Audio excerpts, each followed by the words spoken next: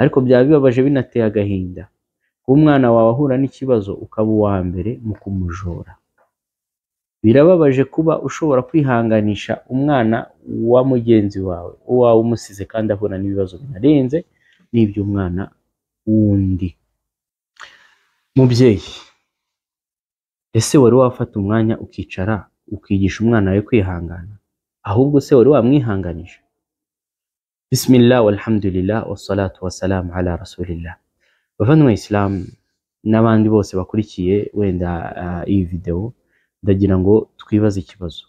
Wari wafata umwana wawe ukamwihanganisha? Ese wari wamwigisha kwihangana ko isaha n'isaha ashobora guhura n'ikibazo? Ese ubyitwaramo gute nk'umubyeyi?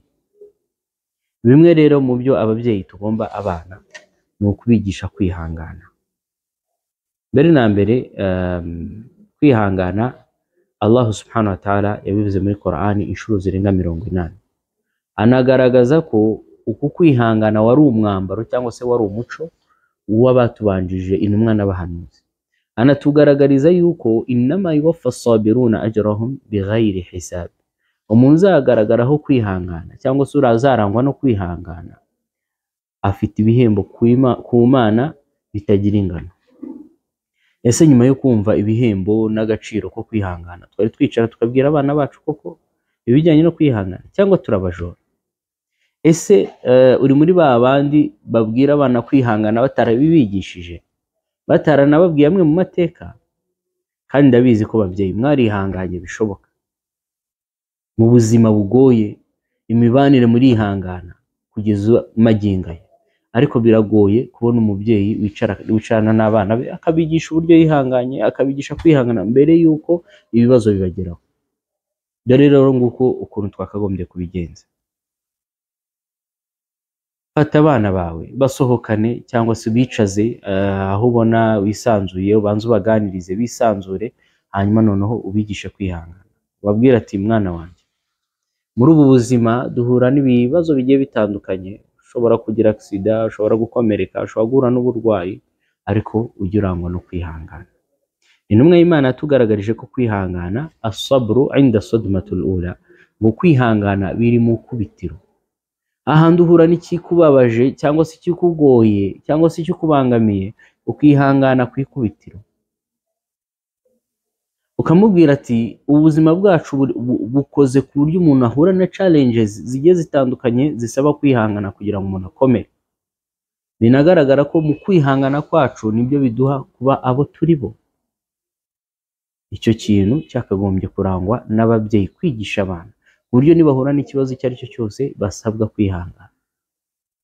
Nanone iki kikajyana no kwihanganisha umwana mu gihe yihanganye. Ese twamubaye hafi cyangwa turi muri ba bandi abana bacu bahura n'ibibazo ugasanga urimo uramubwira amagambo akomeye bigatuma n'ibindi bibazo atazongera kubikubwira? Dore rero uburyo wabikora mu buryo bworoshye, wihanganisha umwana wawe mu gihe umwana yahuye n'ibibazo. Yabonye amanota make, abana nibo bakunze kubikora, yahuye n'ibibazo by'uburwayi, ushobora guhura n'ikibazo gikomeye kabisa ukabona umwana yahungabanye cyangwa se yagize ikibazo. Mwegere mubaze icyamubabaje, ashobora kukikubwira. Yamara kukikubwira mube hafi, umugaragarize ibyiza byo kwihangana, ibintu byose bishobora kubaho. Amanota umuntu ashobora kwiga ariko agahura n'ikigeragezo agatsindwa, ariko hahirwa bihangana, hanyuma noneho agafata umwanzuro. Nta nubwo aba ari n'ubwa mbere n'ubwa nyuma ahuye n'ikibazo, ejo ashobora gutsinda.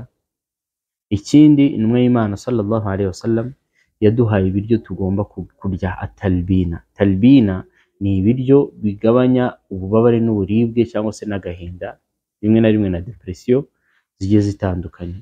Aho ushobora, umubyeyi fata ingano, ushyiremo amazi, ushyiremo amata plutôt, hanyuma uvange n'ubuki bibe nk'igikoma, ubiteke bibe nk'igikoma, hanyuma ubigaburire umwana wawe, umube hafi, mbese abone ko umwitayeho, abone ko ibibazo bigiye ari ibibazo byawe. Yahuye n'ibibazo nawe ufite ibibazo, ibyo bizatuma umwana abona ko hari abantu bamuri hafi bamwihanganisha. Ariko byaba bibabaje binateye agahinda umwana wawe ahura n'ikibazo ukaba uwa mbere mu kumujora. Birababaje kuba ushobora kwihanganisha umwana wa mugenzi wawe umusize kandi ahura n'ibibazo binarenze n'iby'umwana wundi. Ibi rero bikunze kutubaho min haythu la nadri, mu buryo tutazi, tukabikora mu buryo tutazi, tukabikora mu buryo ubona nyine buri aho ngaho, ariko bigira ta'thir, bigira effet ku bana bacu. Kubw'ibyo rero iki kintu nitugikora abana bacu bazatungana, bazamenya ko hari igihe cyo kwihangana, bazamenya ko iyo umuntu yahuye n'ikibazo agomba kwihanganisha, kandi ntabwo bazigera baguhisha ibibazo byose bashobora kugwamo, kubera ko abana bagwa mu bibazo bigiye bitandukanye bakanga kubivuga bitewe n'amagambo tubakubita cyangwa se tuboherereza nyuma y'uko bahuye n'ibibazo. Ngira ngo birasobanutse, ubwo tuzagenda tubiganiraho bi'idhnillahi ta'ala. Nicyo nashaka kubibutsa. Wabillahi tawfiq, wassalamu alaikum wa rahmatullahi